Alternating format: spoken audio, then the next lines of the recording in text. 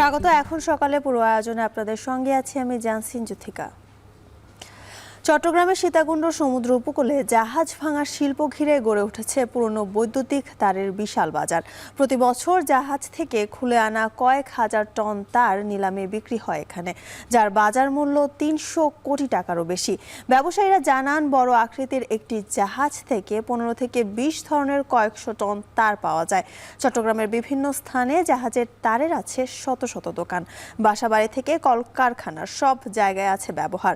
রপ্তানি হয় বিদেশেও। সঞ্জয় মল্লিকের ক্যামেরায় কাজী মাহফুজের প্রতিবেদন। চট্টগ্রামের সীতাকুণ্ড সাগর উপকূলে প্রায় ২৫ কিলোমিটার এলাকা জুড়ে বিশাল আকৃতির এসব জাহাজ ভেঙে ফেলার জন্য রাখা হয়েছে। ভেঙে ফেলার পর লোহা ছাড়াও মেলে ফার্নিচার, রান্নার সরঞ্জাম, বৈদ্যুতিক বাতি ও তারসহ শত রকম মালামাল।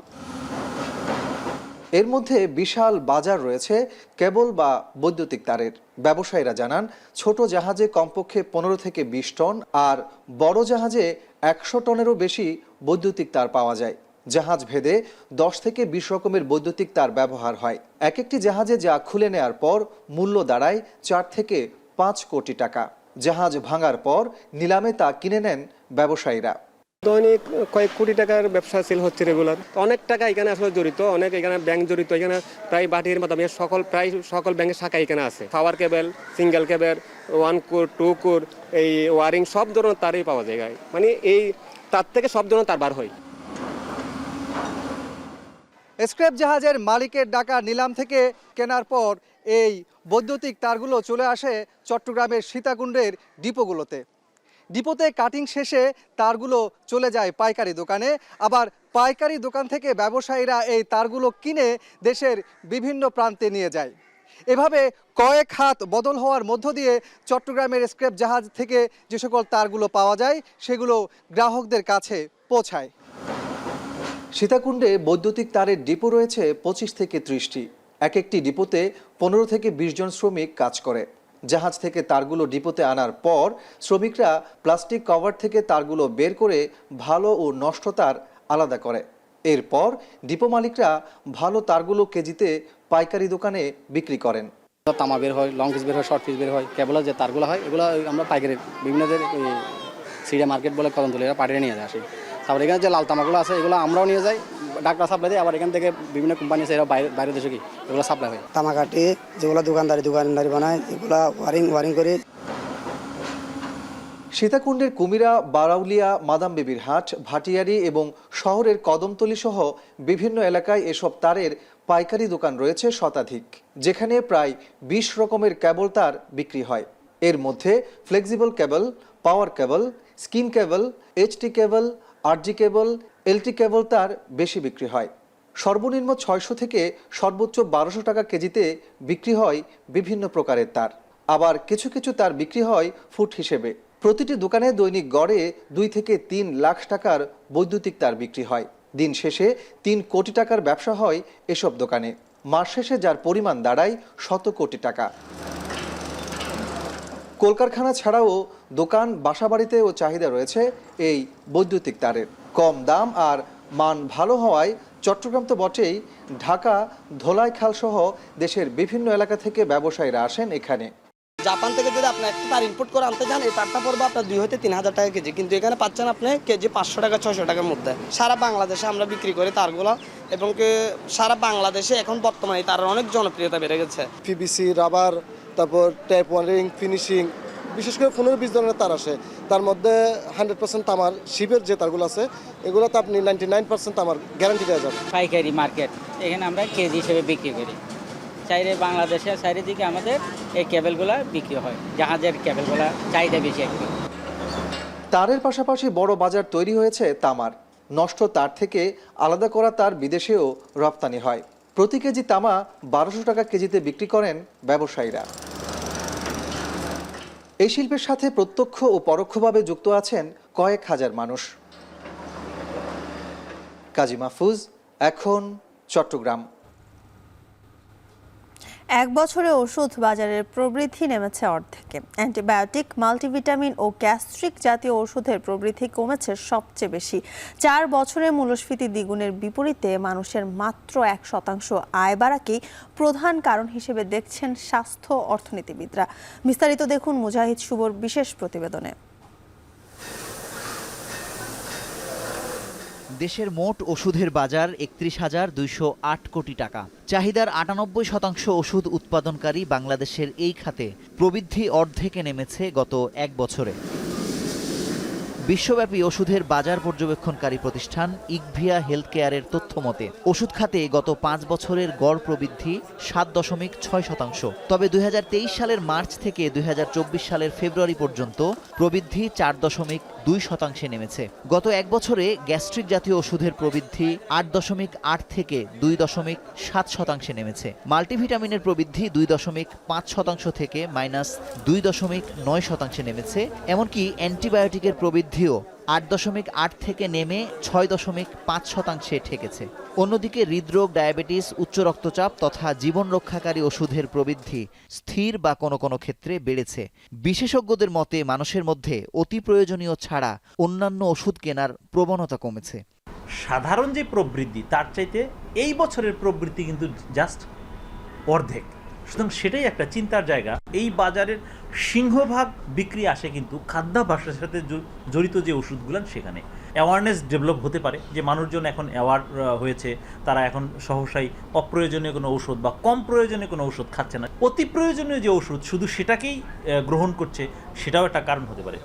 অপ্রয়োজনে অ্যান্টিবায়োটিক ব্যবহার নিয়ে ব্যাপক সচেতনতা কার্যক্রমের সুফল মিলছে বলেও মনে করছেন বিশেষজ্ঞদের কেউ কেউ। তবে প্রবৃদ্ধি কমলেও ওষুধের যৌক্তিক ব্যবহার নিশ্চিতে চিকিৎসকদের ব্যবস্থাপত্র কঠোরভাবে যাচাইয়ের দিকে জোর দিচ্ছেন এই বিশেষজ্ঞ। যে সিভিলাইজড যে কান্ট্রিগুলোতে যদি আপনি যান, ওখানে বিএমডিসির মতন যে বডি আছে, হঠাৎ করে আপনার আউটডোরে বা ইনডোরে প্রেসক্রিপশন দেখে বা ট্রিটমেন্ট শিট দেখে, এবং সেখানে যে আননেসেসারি যে মেডিকেশনগুলো আছে সেগুলোকে মার্ক আপ করা হয়, এবং যে কনসালটেন্ট বা যে চিকিৎসক এগুলো দিচ্ছেন তাকে এটার জাস্টিফিকেশন জানতে চাওয়া হয়, এবং উনি যদি এটার ব্যাখ্যা না দিতে পারেন ওয়ার্ন করা হয় যে আপনি এইভাবে এটা লিখবেন না।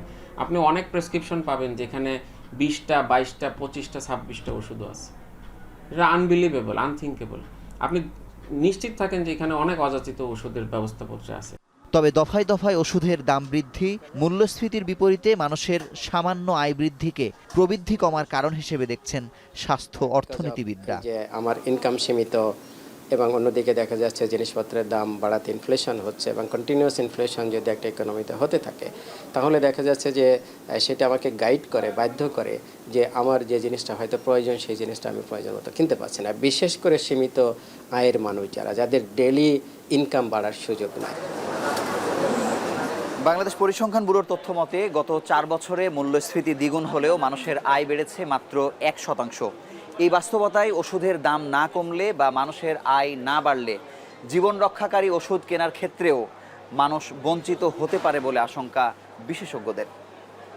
মুজাহিদ শুভ, এখন ঢাকা। শুরু হলো শোকের মাস আগস্ট। এই মাসে হত্যা করা হয় বঙ্গবন্ধু ও তার পরিবারকে। আবার এই মাসেই আওয়ামী লীগের সমাবেশে গ্রেনেড হামলায় নিহত হন 24 জন।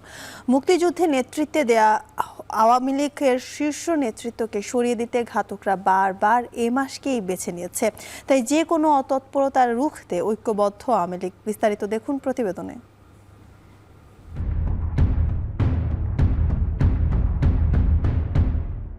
স্বাধীনতার আতুরঘর বলে খ্যাত ধানমন্ডি 32 নম্বরের বাড়িতে ঘোর অন্ধকার নেমে আসে আগস্টের এক রাতে।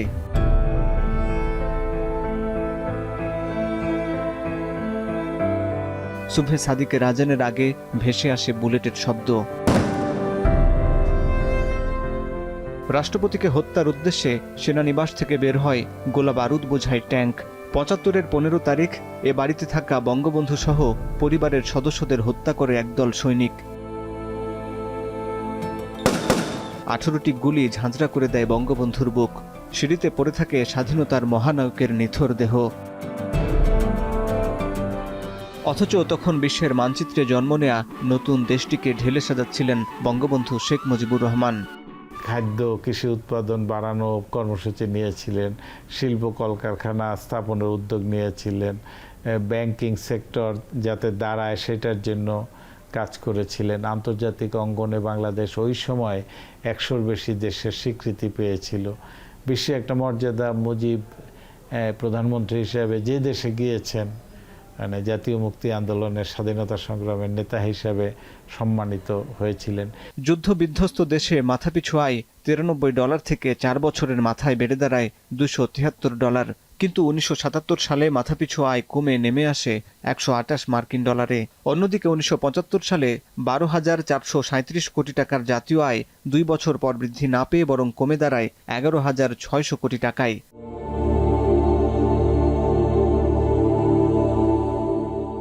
বঙ্গবন্ধুকে হত্যার পর দেশে গণতান্ত্রিক ধারা ফিরতে সময় লাগে 15 বছর। এ সময় বেড়ে যায় রাজনৈতিক দ্বিধা বিভক্তি, অর্থনৈতিকভাবেও পিছিয়ে যায় বাংলাদেশ। মুজিবকে ক্ষমতা থেকে সরাইলে দেশ উন্নতিতে যাবে, অগ্রগতিতে যাবে, বাস্তবে কিন্তু সেটা ঘটে নাই। একদিক হলো রাজনৈতিক অস্থিরতা, বহু লোক কারাগারে, বহু লোক হত্যাকাণ্ডের শিকার, আন্তর্জাতিক অঙ্গনে বাংলাদেশের ভাবমূর্তি বলে কিছু নাই। আরেক দিকে হচ্ছে অর্থনীতিতে যে ভাবে ধারণা করা হয়েছিল যে একটি স্বাধীন দেশ গড়ে উঠবে, নিজের পায়ে দাঁড়াবে, সেই কাজটা কিন্তু হয়নি। 75-এ বিদেশে থাকায় বেঁচে যান বঙ্গবন্ধুর 2 কন্যা। 1981 সালে দেশে ফিরে আওয়ামী লীগের হাল ধরেন শেখ হাসিনা। সেই থেকে নানা আন্দোলন সংগ্রামে সক্রিয় বঙ্গবন্ধু কন্যা। বারবার মৃত্যুর কবল থেকে বেঁচে ফিরেছেন তিনি। এমনই এক গ্রেনেড হামলা হয় 2004 সালের 21 অগাস্ট। গুলিস্তানে বঙ্গবন্ধু এভিনিউয়ে তৎকালীন বিরোধী দলীয় নেতা শেখ হাসিনার সমাবেশে অতর্কিত হামলায় প্রাণ হারান 24 জন। দেশবাসী আরেক ভয়ঙ্কর রূপ দেখেছিল 2005 সালের 17 অগাস্ট। সেদিন 63টি জেলায় একযোগে বোমা হামলায় 2 জন নিহত আর আহত হন বহু মানুষ। বছর ঘুরে আসা অগাস্ট মনে করিয়ে দেয় রাজনীতির সব ভীতিকর ঘটনা। এবারও সতর্ক আওয়ামী লীগ। 15 আগস্টের যেই বঙ্গবন্ধুর হত্যাকারী যেই শক্তি, সেই একই শক্তির ভিন্ন রূপ নিয়ে আজকে শেখ হাসিনাকে টার্গেট করে তারা এই সহিংসতা পরিচালনা করছে। এবং কেন যেন এই আগস্ট মাসটাকেই তারা বেছে নেয় পুরনো সেই শকুনেরা, যাতে আমাদের নতুন করে সবল না মারতে না পারে। সেই জন্য আমাদের সকলকে ঐক্যবদ্ধভাবে দাঁড়াতে হবে। শোক থেকে শক্তি সঞ্চয় করে আগামীর পথ চলা হবে আরও মসৃণ, এমনটাই প্রত্যাশা রাজনৈতিক বিশ্লেষকদের। হাসিব বিল্লাহ, এখন, ঢাকা। সুনামগঞ্জে 3 দফা বন্যায় ফসলি জমির ব্যাপক ক্ষতি হয়েছে। চরম দুশ্চিন্তায় প্রান্তিক পর্যায়ের 10,000-এরও বেশি কৃষক। চলতি বছরের বন্যায় জেলার কৃষিখাত প্রায় 45 কোটি টাকার ক্ষয়ক্ষতি হয়েছে। ঋণ করে ফলানোর স্বপ্নের ফসল হারিয়ে দিশেহারা চাষিরা। ক্ষতি পুষিয়ে উঠতে কৃষি বিভাগের সহযোগিতার কামনা তাদের। সুনামগঞ্জ থেকে লিপসান আহমেদের প্রতিবেদনে দেখুন বিস্তারিত। টানা বৃষ্টি ও উজান থেকে নেমে আসা পাহাড়ি জলে সুনামগঞ্জের সপ্তাহ খানেকের ব্যবধানে 3 দফা বন্যা পরিস্থিতির সৃষ্টি হয়। এতে 7 উপজেলার 6.5 লাখ মানুষ পানিবন্দী হয়ে পড়েন। ডুবে যায় রাস্তাঘাট, ঘরবাড়ি, ফসলি জমি থেকে শুরু করে সবকিছুই। 3 দফায় এই বন্যায় সবচেয়ে বেশি ক্ষতিগ্রস্ত হয় কৃষিখাত। সুনামগঞ্জ সদর উপজেলার সুরমা ইউনিয়নের মুসলিমপুর গ্রামের কৃষক চান মিয়া দাঁড়দেনা করে 4 একর জমির মধ্যে আউশ ধান ও 1.5 একর জমিতে করেছিলেন সবজি চাষ। হঠাৎ পাহাড়ি ডলে তলিয়ে যায় তার ফসলি জমি ও ঘরবাড়ি। প্রাণ বাঁচাতে পরিবার নিয়ে ছুটেন আশ্রয় কেন্দ্রে। পানি কমার পর বাড়ি ফিরে দেখেন পচে নষ্ট হয়ে গেছে ফসল। আটকা করে পানি আইয়া আমার ঘরে দুয়ারে ক্ষেত পাত্তর যা আছে সব চলে গেছে। এই যে ঘরের মধ্যে ধান তুলছি, গরও পানিয়ে ধান দুন সব ভিজে গেছে। শুধু চানমিয়াই নয়, 3 দফায় বন্যার পানিতে ক্ষতিগ্রস্ত হয়েছে জেলার 10,000-এরও বেশি কৃষক। এমন পরিস্থিতিতে কৃষির প্রতি আগ্রহ হারাচ্ছেন অনেকে। সরকারি সহায়তা না পেলে ঘুরে দাঁড়ানো কঠিন হবে বলে জানান কৃষকরা। 25,000 টাকা খরচ করে করছে, ওখানে পানি সেরা সম্পূর্ণ পচাইয়া শেষ করছে। সবজি পাত যা করছে, ধান গিরছে, আউশ ধান মানে এগুলা করছে যা সব সম্পূর্ণ পচাই গেছে। 2টা ফসল আমার নষ্ট হয়ে গেছে। নষ্ট হওয়ার পরে আমি আজকে 8 থেকে 7 থেকে 8 লক্ষ টাকার মতো আমি ঋণ নিয়ে আছি। আমরা যে পুনরায় আবার যে গৃহস্থিটা করুম এরকম ক্ষমতা আমরা নাই। সুনামগঞ্জে চলতি মৌসুমে বন্যায় প্রায় 2000 হেক্টর আউশ ধান ও 700 হেক্টর সবজির জমি তলিয়ে গেছে। স্থানীয় কৃষি কর্মকর্তা জানালেন, বন্যায় ক্ষতিগ্রস্ত কৃষকদের প্রণোদনা দিতে চলছে তালিকা তৈরির কাজ। 3 দফা বন্যায় সুনামগঞ্জ জেলায় আউশ ধান প্রায় 12 কোটি টাকার এবং গ্রীষ্মকালীন সবজি 33 কোটি টাকার, সর্বমোট 45 কোটি টাকার ক্ষতি হয়েছে। প্রণোদনার আওতায় এবং পুনর্বাসনের আওতায় রূপা আমন ধান বীজ এবং সারের মাধ্যমে বিনামূল্যে বীজ বিতরণের মাধ্যমে বীজ ও সার বিতরণের মাধ্যমে কিছু কৃষককে প্রণোদনা প্রদান করা হয়েছে। চলতি বছরে বন্যায় সুনামগঞ্জের কৃষিখাত প্রায় 45 কোটি টাকার ক্ষতির মুখোমুখি হয়েছে। লিপসান আহমেদ, এখন, সুনামগঞ্জ।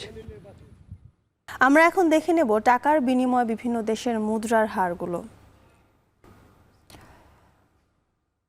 সিঙ্গাপুর ডলার ক্রয় মূল্য 117 টাকা, যার বিপরীতে বিক্রয় মূল্য 118 টাকা। সিঙ্গাপুর ডলার ইউএস ডলার ক্রয় মূল্য 117 টাকা, বিক্রয় মূল্য 118 টাকা। সিঙ্গাপুর ডলার ক্রয় মূল্য 75 টাকা, বিক্রয় মূল্য 88 টাকা। ব্রিটিশ পাউন্ড ক্রয় মূল্য 144 টাকা, যার বিপরীতে বিক্রয় মূল্য 150 টাকা। ইউরো ক্রয় মূল্য 125 টাকা, যার বিপরীতে বিক্রয় মূল্য 131 টাকা। মালয়েশিয়ান রিঙ্গিত বিক্রয় মূল্য 25 টাকা, ক্রয় মূল্য 21 টাকা। সৌদি রিয়াল ক্রয় মূল্য 27 টাকা, বিক্রয় মূল্য 31 টাকা 10 পয়সা। কুয়েতি দিনার ক্রয় মূল্য 340 টাকা, বিক্রয় মূল্য 370 টাকা।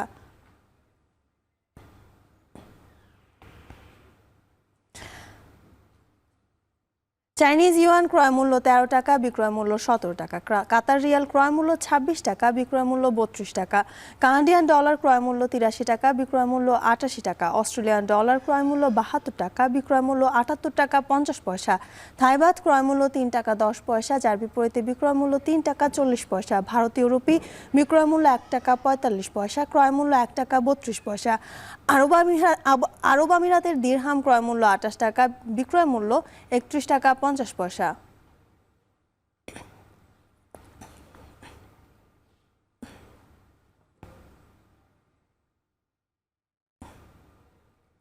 আমরা এখন দেখে নেব বিভিন্ন শোরুম এবং নানা পণ্যের ছাড়ের খবর।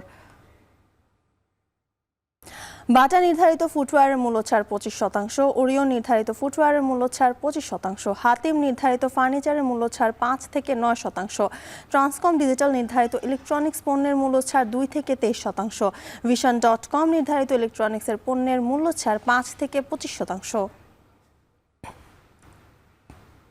ডেন্টাল পার্ক নির্ধারিত পোশাকের মূল্য ছাড় 20 থেকে 70%, সারা লাইফস্টাইল নির্ধারিত পোশাকের মূল্য ছাড় 30 থেকে 70%, রং বাংলাদেশ নির্ধারিত পোশাকের মূল্য ছাড় 50%, ইনফিনিটি মেগামল নির্ধারিত পোশাকের মূল্য ছাড় 20 থেকে 60%।